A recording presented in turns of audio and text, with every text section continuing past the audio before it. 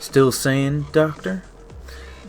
So for Arknights, they have released a rerun of the Karamez Major Maria Nearl event, which saw on the original run, Blemenshine was released, Aosta, Wishlash, and Bubble. So with this event, mechanically, it does add a few more things to spice it up. So, one of the biggest things is that they added drones that don't counted as leaked enemies, but actually give you stuff if you defeat them to help you with the stage. So, with this event being kind of your typical tournament type of storyline, you face off against the various different types of knights and whatnot. So there are a few unique enemies, like the Gloom Pincer, that have fairly high defense and some decent res, but very low HP. Very similar to the Originum Dust event had enemies that had really low HP but really high defenses. And also, they do have enemies with unique conditions, like the Roar Nightclub trainee. These archers have significantly increased defense and res, so if you have true damage or Project Red with sort of minimum damage type of thing, you can take those guys out without stalling for their shield. And enemies that gain attack and attack speed.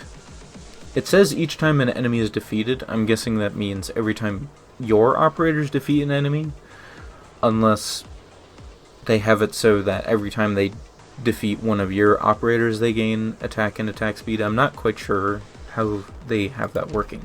So I do have example footage of the sponsor drones giving various different things, and then I'll talk about more about some of this stuff a bit more.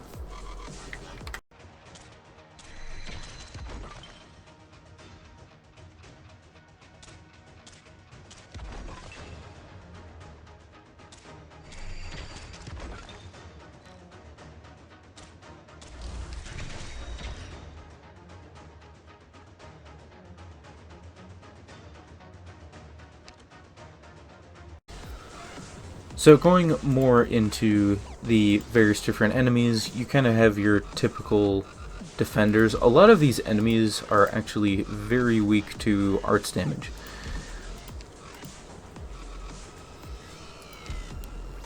Which is kind of typical, like when you have an enemy with really high defense, they have low res to kind of make that their obvious weakness. Although Chapter 9, especially, threw a wrench in all of that. But this is definitely one of the older events when Arknights was still kind of experimenting with things. And one thing that I really do like with this event, especially with the tournament-esque setup, is that each different type of enemy, for the most part, well, more major type of enemy, has kind of like this mini-boss version of it. So, for these guys, pretty much the only enemies that deal arts damage, you have these really tough knights that have 2 different health bars, even for the regular ones. But they have a super tough version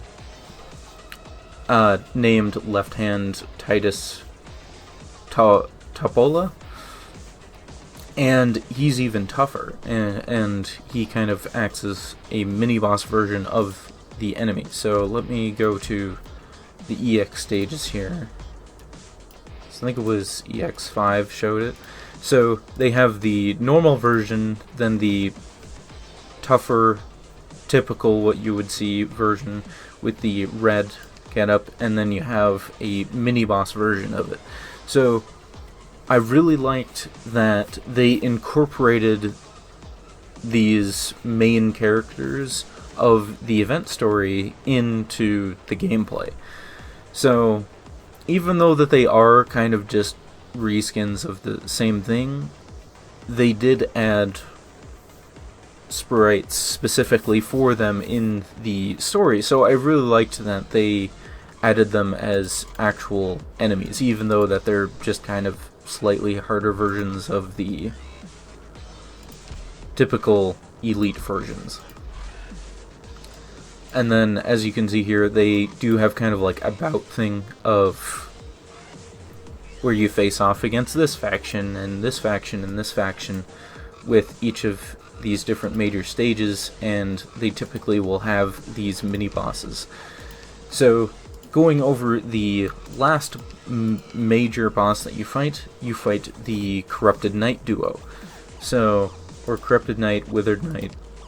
The big guy with the hammer, and then the annoying arts crossbowman, or not crossbowman, arts bowman. So you've probably seen these guys before in Contingency Contract or in some various manner, because I'm pretty sure that they've actually been in a lot of different events for some reason. And one of them will get stronger if you kill the other one first, which is a pretty unique mechanic, I'd say. And I really quite like that. Although they deal a lot of damage and fast, that's for sure. So with that, I do want to mention that for the sponsor drones, there are various different types. That there's one that even gives you increased attack speed and defense for a period after you destroy them. So it's not strictly just giving you items to help you with that. And so with the attack speed, I'm pretty sure it's plus 100% attack speed, so there is definitely quite a lot of memes that came out of that, which is always appreciated when there's a fun mechanic like this to mess around with. So, in summary here, and they also have like news articles for each of the different things as you go through the story. So you can pause at any time. I'm not really sure if they're going to like add these different articles if this gets added to the side story event or not. So you get a little bit of backstory of some of the major boss-like characters, and possibly about some characters that will come in future events, because I do know that the next few major events are going to be around Kazmira's, so, and some of these major characters will be available for us to get ourselves as operators. So overall, my opinion of this event is that I was quite surprised when I looked back at, especially the EX stages, how many different mechanics they decided to put in. Where they do have the electrical coil, which it sounded like this was when that was introduced, but for some of the EX stages they bring back the frost crystal things from Chapter 6. Not this one, EX4.